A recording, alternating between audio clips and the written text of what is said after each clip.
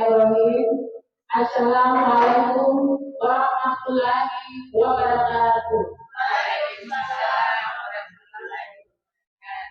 Yang terhormat Ibu Kepala Sekolah atau yang mewakili, teman-teman guru yang sangat saya hormati, marilah kita panjatkan puji syukur kehadirat Allah Subhanahu wa Ta'ala atas rahmat dan karunia-Nya sehingga kita berkumpul di tempat ini dalam keadaan sehat.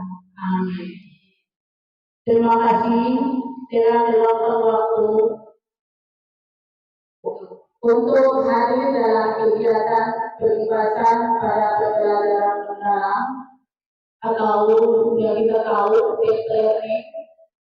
Hari ini kita akan belajar berbagi dan bertumbuh bersama, di mana kegiatan ini adalah hasil perhatian kami selama 6 hari yang bertempat di SD Unggulan 1 Pulau Berdai.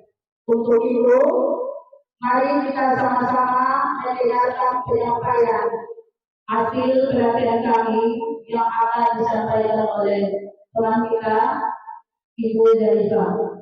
Kepada Ibu, dipersilakan.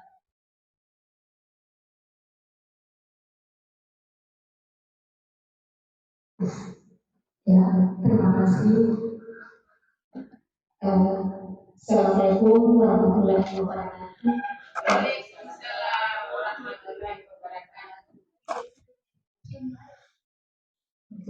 Terima kasih untuk teman-teman sudah meluangkan waktu. Sebelum kita mulai kegiatan pembahasan pembelajaran dalam, materi yang pertama yang akan saya sampaikan yaitu tentang pola pikir.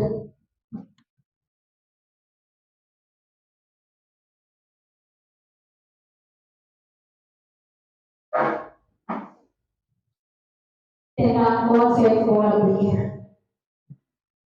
Di sini kira-kira ada yang tahu apa itu pola pikir atau pola pikir bertumbuh? Ya tahu, Bu. Ya, pola pikir saya paparkan materi satu pernyataan dari Menteri Pendidikan Profesor Abdul Muti. Kalau orang berpikir dengan kronis artinya pembelajaran berpikir bertumbuh, maka dia akan yakin masalah yang hanya sedikit itu jalan keluarnya banyak. Karena itu jangan menyerah, jangan putus asa, yakinlah ada jalan keluarnya. Jadi pola pikir bertumbuh, pola berpikir bertumbuh berlaku. Sebelum kita tahu apa itu pola pikir bertumbuh, di atas di lagi bahas hasil survei yang dalam PISA 2012, Indonesia termasuk satu dari 6 negara yang memiliki persen growth mindset-nya di bawah. Artinya pola pikir bertumbuhnya di bawah 40%. Nomor 3 dari bawah. Lagi di arti dari pola pikir bertumbuh. Ya, di atas lagi. Pola pikir adalah segalanya. Bapak Ibu, mendidik tindakan yang dilakukan serta akan menentukan hasil yang diperoleh. Lagi dua, ya. Mengapa manusia berbeda-beda? Coba perhatikan ada gambar pola pikir. Kumpulan pola pikir adalah kumpulan keyakinan yang akan menentukan cara seorang bagian dan berpikir terhadap sebuah kejadian atau peristiwa. Lagi-lagi, jenis pola pikir. Romawi yang hijau itu pola pikir bertumbuh. Dan yang merah itu pola pikir tetap. Jadi manusia itu ada dua jenis pola pikir. Kira-kira orang ini dulu apakah berada di pola pikir yang mana? Masing-masing. Yang kembali perang dan hanya perang diri. Kira-kira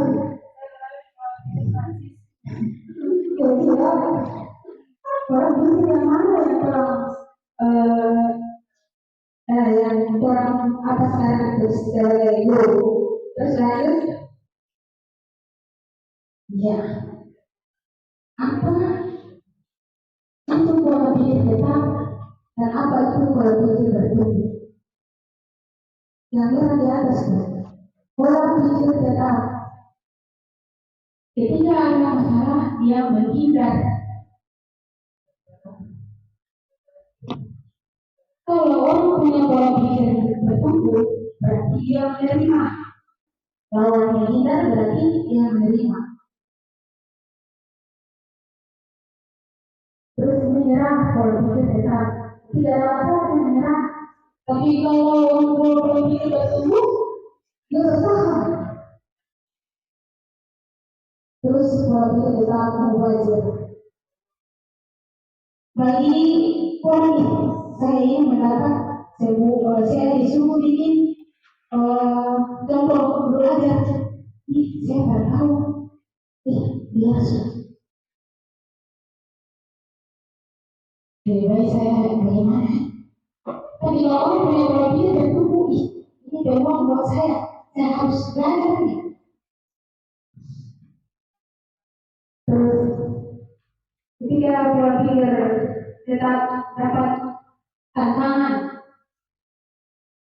berarti yang pola pikir bertumbuh, ini saya dapat informasi dari ini.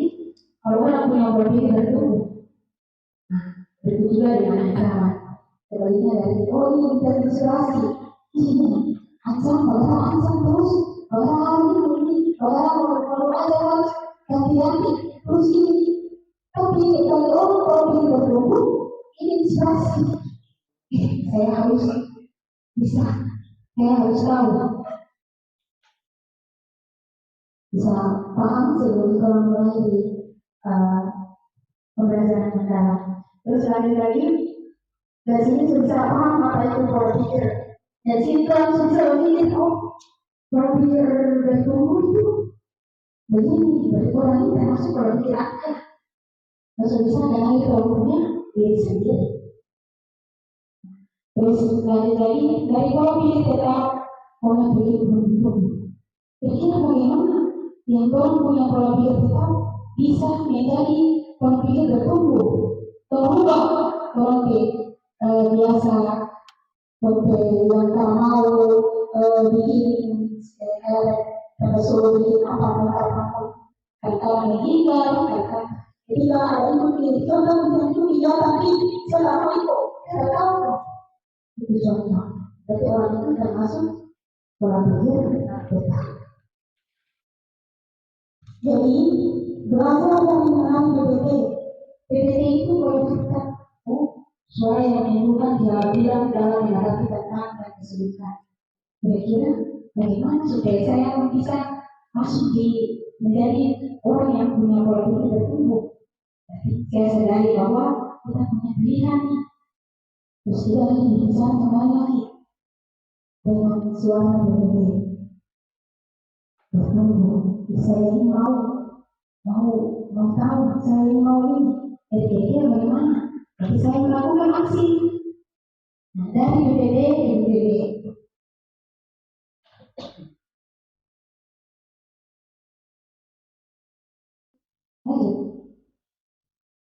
Nah, terus kita sebagai guru, sebagai pendidik. Itu yang menghadapi siswa yang kayak kalau pikir kayak gitu bagaimana? Yang siswa yang nggak bisa membaca, siswa yang nggak bisa bikin tugas pun dia tak pernah bikin. Kira-kira bagaimana? Nah, makanya sebelum kita mulai ke siswa, kita sebagai guru harus perbaiki kita punya pola pikir dulu, baru bisa. Yang murid juga pola pikir dia berubah. Tapi kalau guru juga tak ada pola pikir tak mau begini, ya sudah yang penting anak tahu baca tulis sudah boleh. Oh, itu tidak bisa. Itu berarti dia termasuk pola pikir benar.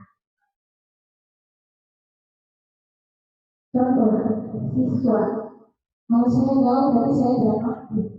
Bukan tidak mampu, tapi kalau orang punya suara pola berpikir bertumbuh, kalau saya jawab berarti saya harus belajar. Dicoba lagi. Bisa dicontoh. Dari sini akan bisa dipahami. Ya. Kalau sudah paham, paham sendiri. Pembelajaran mental.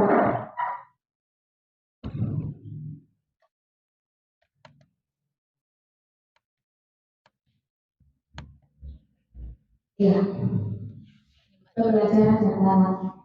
Sampai tadi kenapa saya sebelum masuk ke pembelajaran, saya mau kita sebagai pendidik guru itu sadar bahwa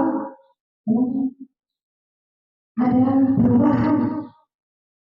Kadang-kadang kan kalau murid apalagi mengubah-ubah terus, berubah lagi apa ini? Ya, sebenarnya ini bukan kurikulum baru. Kurikulum masih tetap kurikulum mereka, tapi di pembelajarannya memakai metode terbaru, yaitu metode pembelajaran mental audit learning. Apa itu pembelajaran mental? Ya, pembelajaran mental adalah pembelajaran merupakan pendekatan yang memulihkan dengan meningkatkan pada penciptaan suasana belajar dan proses pembelajaran yang berkesadaran, bermakna, dan menggembirakan melalui olah pikir, olah hati, olah rasa, olah raga secara holistik dan terpadu. Lanjut, memuliakan. Dalam memuliakan pembelajaran mendalam melalui pihak yang terlibat saling menghargai dan menghormati dengan mempertimbangkan potensi martabat nilai-nilai manusia. Pembelajaran mendalam ada beberapa prinsip, yaitu yang dikenal dengan rumus 8334. Apa itu? Saya tidak tahu 8334. Pembelajaran apa itu? Itu pembelajaran mendalam itu 8334 itu apa? Kalau orang tahu itu rumus itu berarti orang anggap ini gampang saja. Lanjut di kalau pikir dulu, kalau pikir itu yang kayak gimana? Jelas dan ada di situ. Pembelajaran yang saya pola pikir.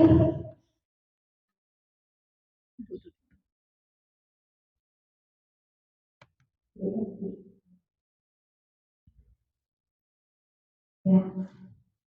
Pola pikir merupakan proses pendidikan yang berfokus pada permasalahan akal, budi, dan kemampuan kognitif seperti kemampuan untuk memahami, menganalisa, dan mengerjakan masalah.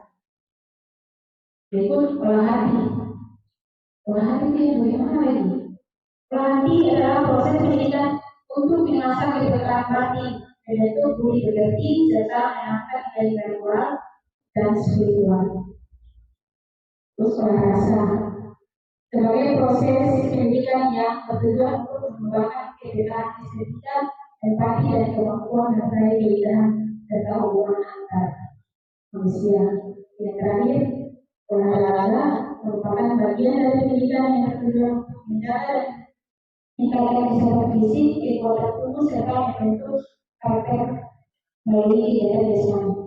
Jadi ketiga orang ini itu kita seperti kalian ini sudah ada ya dalam sebuah pembelajaran pun ada.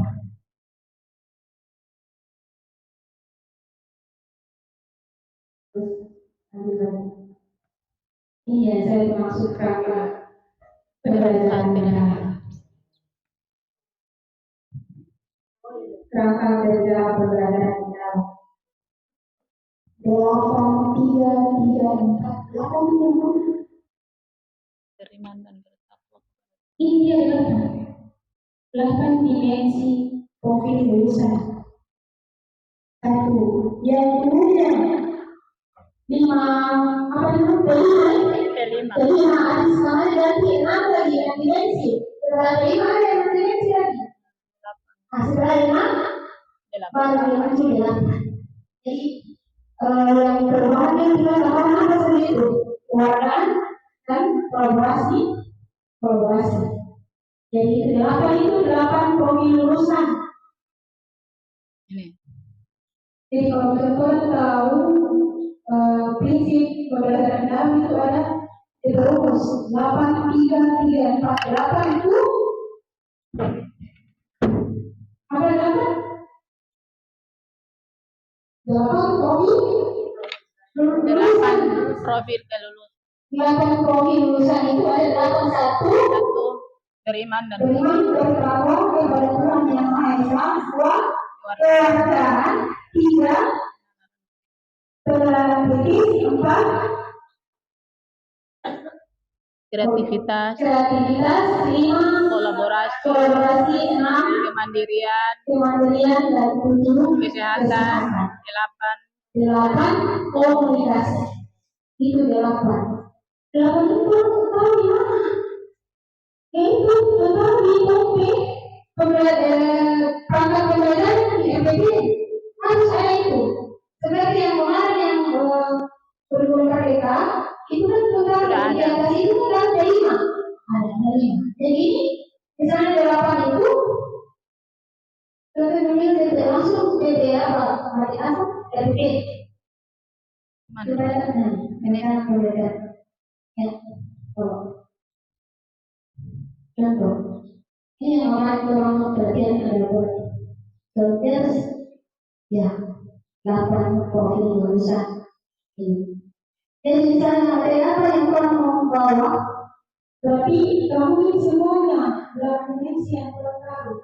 Jadi yang termasuk yang terpakai di situ apa? Yang kurang tahu saja. Kalau memang suaranya, kita cerita oh ini dia masuk, oh bertakwa, ini yang bertakwa, oh ini dia masuk ke NKA, oh ini dia masuk ke dalam kritis, oh global juga dia masuk.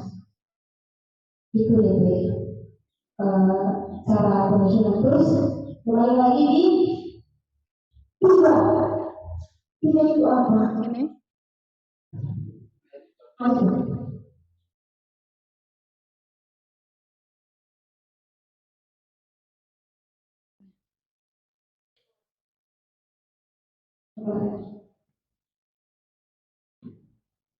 ini ada ini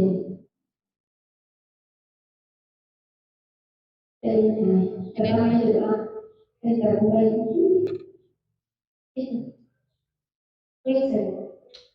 ya akan dimensi profil lulusan.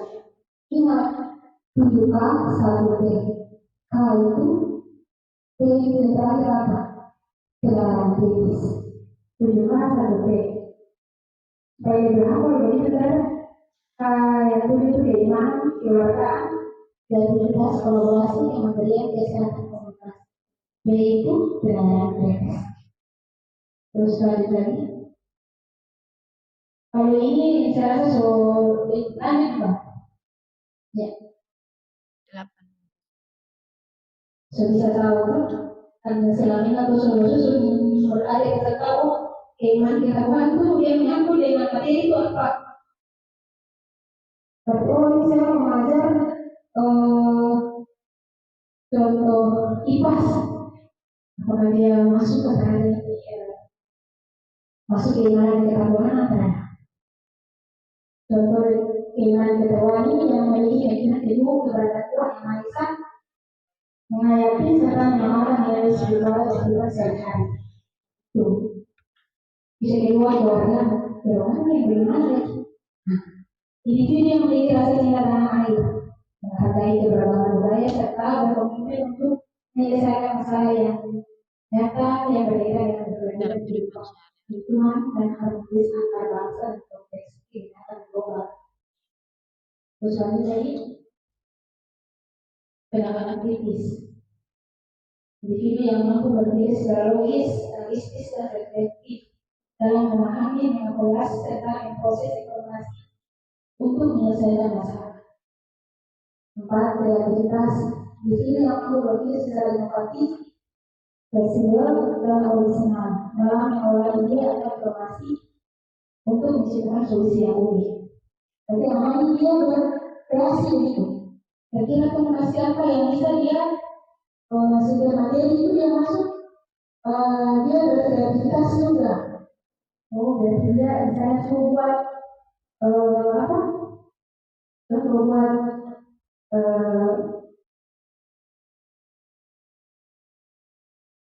proyek atau apa? Bikin tugas atau nah itu dia masuk dari dalamnya dia menciptakan sendiri begitu. Terus yang kolaborasi misalnya dong berkelompoknya dia berkelompok begitu. Terus lagi kemandirian. Individu yang mampu bertanggung jawab atas proses dan hasil belajarnya sendiri dengan menunjukkan kemampuan untuk mengambil inisiatif mengatasi masalah dan menyelesaikan tugas secara cepat tanpa tergantung di orang lain. Artinya dia tahu itu ditambah dia sendiri. Apakah dia masuk di kemandirian? Terus yang kedua kesehatan. Individu yang memiliki prima, bugar, sehat dan mampu menjaga kesehatan mental dan fisik untuk memberikan kesehatan lahir dan batin. Terus yang kedelapan komunikasi.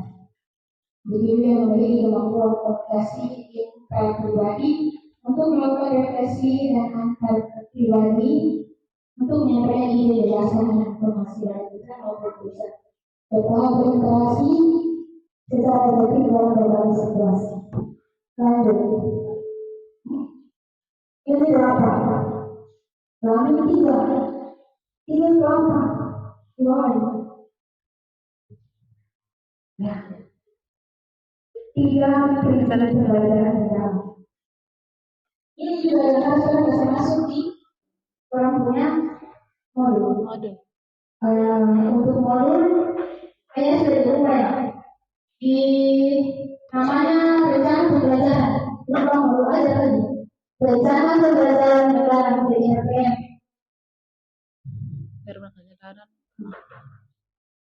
Prinsip pembelajaran dalam ingat BDM itu berkesedaran, bermakna, mengingat.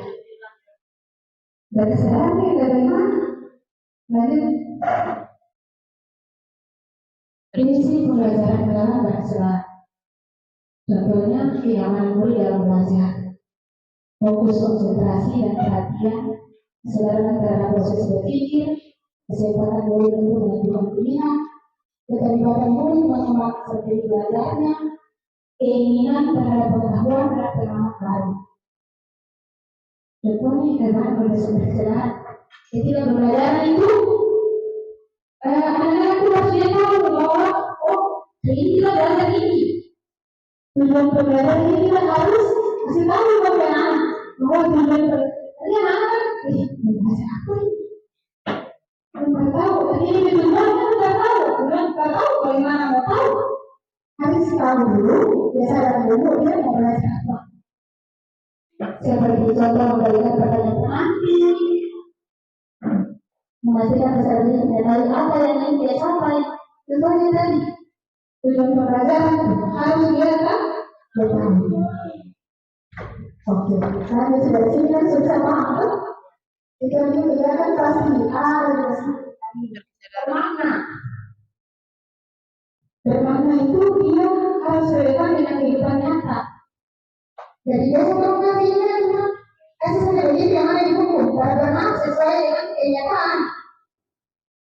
Contoh pembelajaran membersihkan lingkungan sekolah. Jadi anak-anak kita harus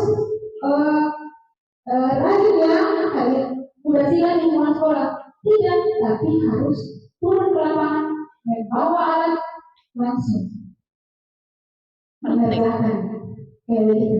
Nyata, bisa paham begitu nyata? Bermakna. Melibatkan guru dalam merancang pembelajaran seperti membentuk proyek. Nih, mau belajar apa ini? Kira-kira anak mau belajar apa? Bisa paham sih, bermakna. Terus lanjut. Terus lagi di 3 yang ini kita harus masuk di LPP. Contoh LPP yang pembelajaran berkesedaran bermakna menyenangkan. Lanjut. Dia masuk terserah dia masuk di mana, di daerah inti atau di daerah inti. Ya, bukan di daerah pembelajaran. Kenapa masuk pembelajaran dari kegiatan awal, kegiatan sama saja. Tinggal yang menteri masuk ini dia lebih mendalam lagi. Contoh belakang pembelajaran.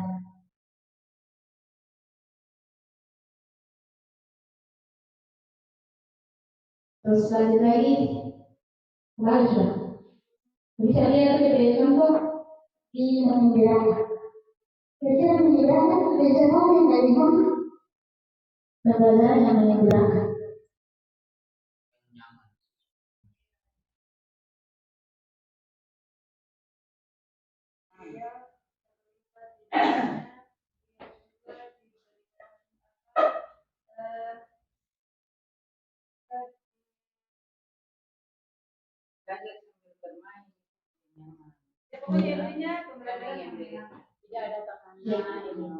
Iya, ada tekanan di dalam. Jadi ada yang berpikir bahwa pembelajaran yang menyeberangkan itu ice breaking.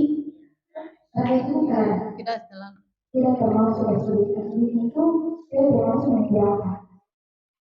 Jadi kira-kira pembelajaran dengan contoh kelas rendah ya, materi tentang apa yang ini kemarin? Ini materi tentang apa? Matematika. Pengenalan dua angka. Terus ada lagi yang bilang di materi kemarin apa? Tentang nilai tempat. Nilai tempat contohnya itu belanja. Kira-kira orang ini bagaimana? Bagaimana? Misalkan dia praktik langsung kan berarti dia turun ke bawah berbelanja, tapi kita bikin tahun ini di kelas begitu contoh. Jadi buat uang yang terus anak bikin gambar contoh gambar ini toko pakaian, ini toko apa? Jadi kelompok itu menyenangkan kayak gitu bisa paham. Jadi anak dia senang kita belajar dari sana. Soalnya kita belajar belanja.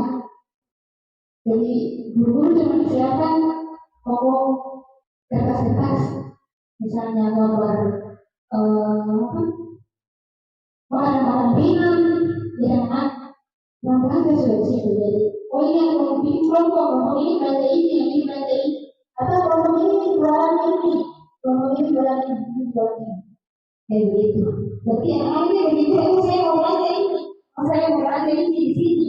Jadi anak itu bergembira gitu. Terus lagi bisa paham? 83. Yang tadi 3. 3 apa tadi? Yang pertama. Ini tidak pernah belajar. Yang tadi yang pertama 3 apa?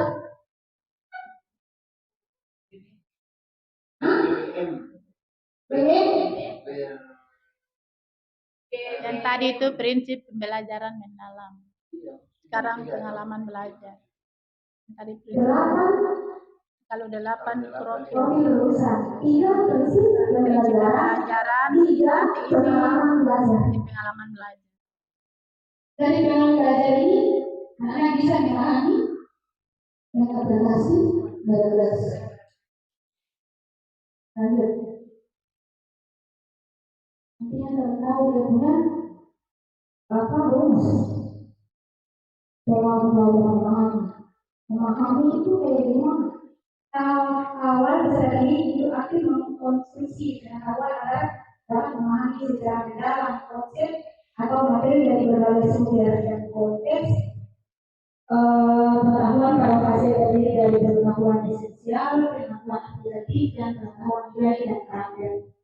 Dengan pendekatan aktif dan konstruktif bisa tadi tidak hanya menerima pengetahuan secara pasif, sehingga berhasil memahami menjadi dasar untuk mengaplikasikan pengetahuan dalam situasi kontekstual atau bahasa. Memahami itu kayak gimana? Tentunya kayak gimana? Jadi memahami itu. Lalu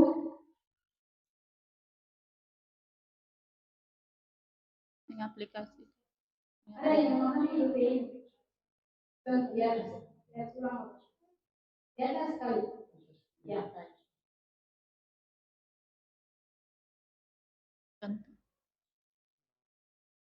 Menghubungkan pengetahuan baru dengan pengetahuan sebelumnya, menstimulasi proses berpikir seperti ini, menghubungkan dengan konteks nyata dalam kehidupan sehari-hari, menjadi kebebasan eksploratif dan kolaboratif, menanamkan nilai-nilai moral dan etika nilai positif lainnya. Terus contoh, mengeksplorasi pengalaman dalam mencipta dan pembahasan sosial masyarakat sebelum menyelesaikan topik masalah sosial pada pembelajaran Indonesia. Contoh memahami berarti dia harus materi ini dia harus pahami sebelum orang masuk materi berarti orang harus contoh dalam kehidupan sehari-hari. Oh ternyata ini ternyata kayak begini yang tapi hari-hari kayak begini dan bisa memahami itu. Itu kan sebetulnya sudah tahu orang mengajar. Pasti akan contoh di rumah pernah bikin ini atau di rumah pernah bikin ini. Nah kayak begitu. Itu sudah manfaat. Terus lagi mengaplikasi dalam belajar yang menunjukkan aktivitas aplikasi pengetahuan dengan kehidupan secara kontekstual. Pengetahuan boleh secara lebih pada hal memahami mengaplikasi sebagai proses perluasan pengetahuan. Seperti mampu yang menghubungkan ide-ide analisis tentang solusi kreatif aktif dan inovatif dalam mengerjakan masalah konkret yang hasilnya dapat berupa produk dan peserta didik.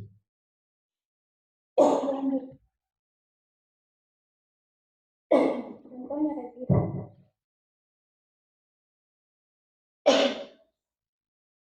Titiknya begitu.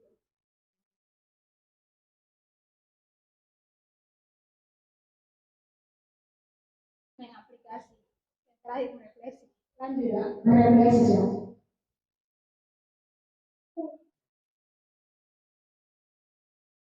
Proses di mana proses ini mengevaluasi dan memaknai proses serta hasil dari tindakan atau praktik yang telah dilakukan. Hal refleksi menggunakan regulasi ini sebagai kemampuan individu untuk mengelola proses belajar secara baik, meliputi perencanaan, pelaksanaan, pengawasan, dan evaluasi terhadap cara belajar mereka. Merefleksikan pengetahuan artinya bersanding memperluas dan mengembangkan ide atau solusi baru. Contohnya,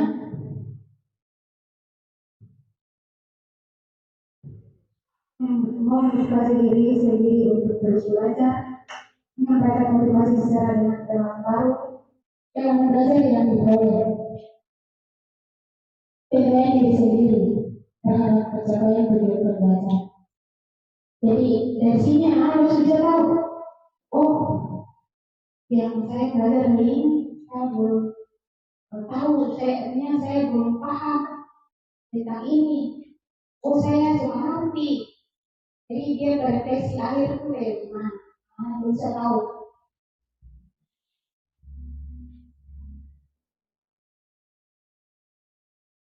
Terus lanjut di 4 karena pembelajaran 8334 yang terakhir 4 karena pembelajaran mendalam. Yang pertama praktik pedagogis, lingkungan pembelajaran, kemitraan pembelajaran, dan kemanfaatan digital. Hanya di dalam modul aja ya, perencanaan pembelajaran harus cari dicantumkan juga. Kalau di modul aja ini pemanfaatan praktik pedagogis. gimana itu praktik pedagogis? Pembelajaran dirancang untuk melakukan pemahaman, belajar sikap peduli, dan keterampilan nyata dalam menjaga kebersihan. Ini contoh materi kebersihan lingkungan. Lingkungan belajarnya gimana? Ada lebih keterkaitan dengan lingkungan belajar. Lingkungan belajar dibangun untuk mendukung pembelajaran aktif, kolaboratif, dan konsentrasi sehingga siswa dapat langsung mempraktik Menjaga kebersihan lingkungan dan memungkinkan siswa belajar dari situasi nyata. Mempraktikkan keterampilan berbentuk kebiasaan positif. Menjaga kebersihan siswa memanfaatkan area sekolah. halaman bagi kantin dan ruangan bekerjasama saling menghargai, berbagi tanggung jawab serta menanamkan budaya bergabung pada lingkungan dan disiplin. Contoh lingkungan belajar kayak gitu. Berikut kemitraan dari mana? Berarti dia harus terlibat di mana pembelajaran ini? Apakah dia terlibat? Dia apa begitu? Yang terlibat di luar dari sekolah, orang tua, petugas kebersihan juga. Contoh ini materi menjaga kebersihan lingkungan. Berarti, kalau saya punya materi ini, kira-kira yang di luar dari ini apa? Di luar dari sekolah itu yang terlibat apa? Harus pelan-pelan di situ lagi.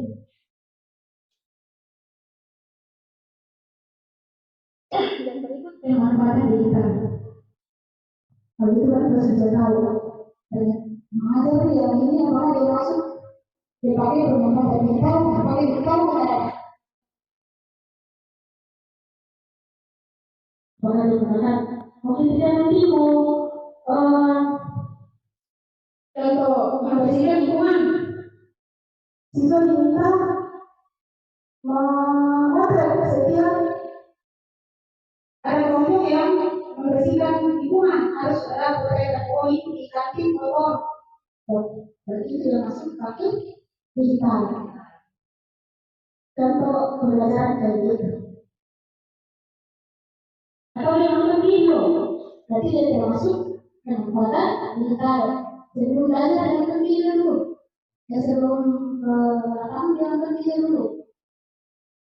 Setelah itu, jadi dia membuat proyek, dia membuat poster digital. Tentu berbagai digital di bawah itu tidak. Oh ini termasuk pemanfaatan digital. Lanjut DP contoh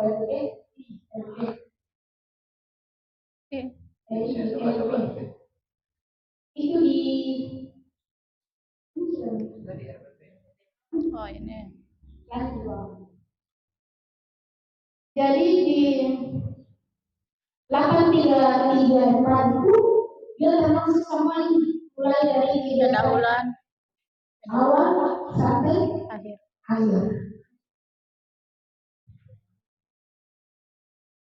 Jadi memang walaupun sekarang 8334 masuk di berarti Di modul aja. harus tidak ada prinsip pembelajaran.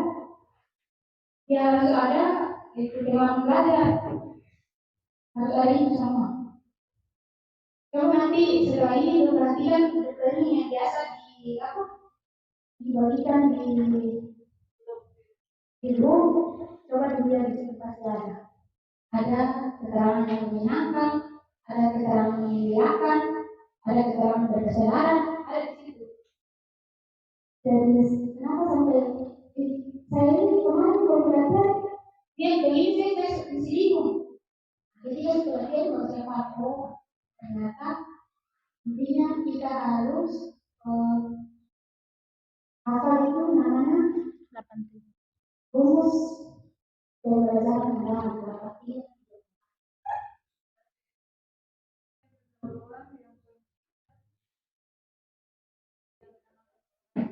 Iya.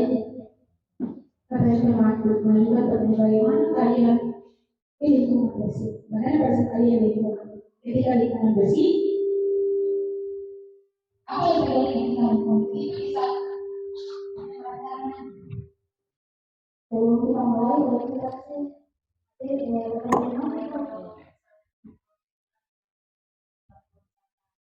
ya, jadi kalau kita paham, karena itu di rumah, cuma pendekatan itu harus lebih mendalam. Lebih mendalam, lebih berdalam dulu.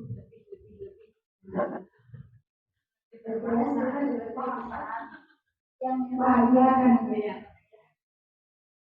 Terus nanti di apa?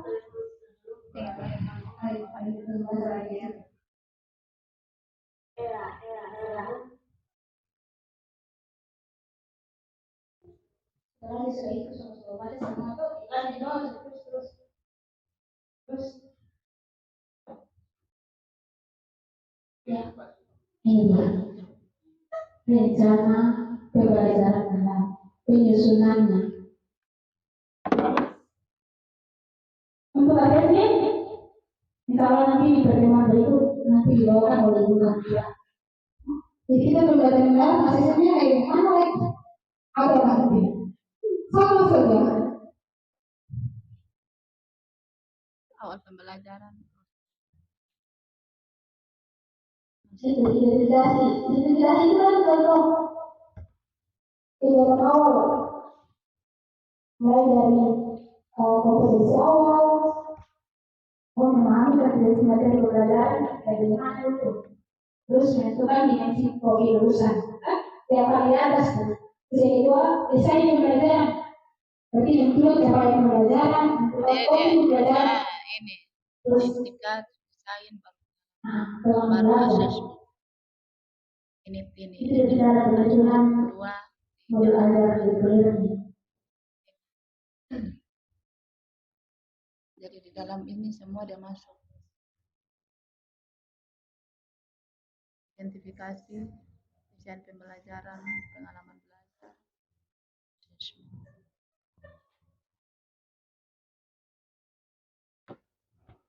Oke, sudah aja. Nanti kalau saya siap dulu. Itu dan materi. Nanti kalau saya dulu. Oke, lanjut. Thank you. Terima kasih. Baik.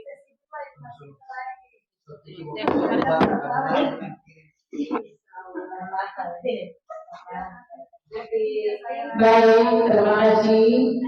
Mungkin ada pertanyaan dari teman-teman dengan materi yang baru disampaikan oleh Bu Syarifah.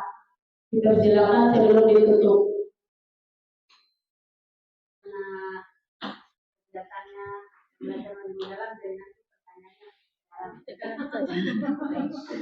Ada pertanyaan? Ya, baik. Terima kasih banyak kepada narasumber kita, Ibu Syarifah, atas penjelasan dan praktik yang sangat bermanfaat. Semoga ini bisa menjadi referensi kita mengembangkan pembelajaran yang lebih bermakna di dalam kelas.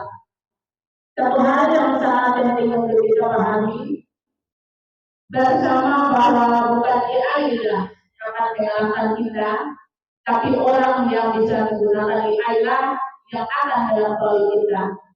Jadi marilah kita untuk terus belajar, terbuka pada perubahan dan memanfaatkan teknologi untuk kebaikan pendidikan. Jangan takut mencoba, kita adalah pendidik dan dunia pendidikan akan terus berkembang jika guru yang mau berkembang. Mari kita tutup kegiatan ini dengan membaca hamdalah bersama. Alhamdulillahirabbil alamin. Akhir kata, wassalamualaikum warahmatullahi wabarakatuh.